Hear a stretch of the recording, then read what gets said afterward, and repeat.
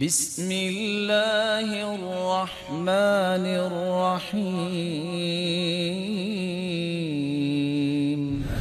حدیث کے الفاظ ہیں، رسول اللہ صلی اللہ علیہ وسلم نے فرمایا قد جاءکم شہر رمضان شہر مبارک، رمضان کا مہینہ آ گیا ہے اور یہ برکتوں والا مہینہ ہے۔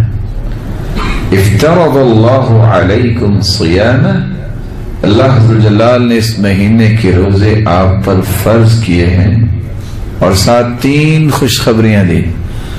یفتح فیہ ابواب الجنہ، اللہ عز جلال اس مہینے کے شروع سے جنت کے دروازوں کو کھلوا دیتے ہیں، اور دوسری بات میں آتا ہے ابواب الرحمہ، رحمت کے دروازوں کو بھی کھول دیا جاتا ہے۔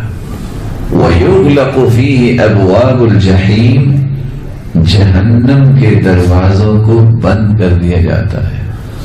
وَتُغَلُّ فِيهِ الشَّيَاطِينِ، وفي روایت اخرى وَتُصَفَّدُ فِيهِ الشَّيَاطِينِ، اور شیطانوں کو بند کر دیا جاتا ہے، قیدی بنا دیا جاتا ہے اور کڑیاں ڈال دی جاتی ہیں۔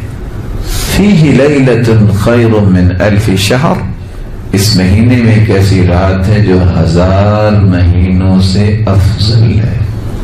من حرم خیرها فقد حرم، جو شخص اس رات کی خیر و برکت سے محروم ہو گیا وہ بہت بڑی خیر سے محروم ہو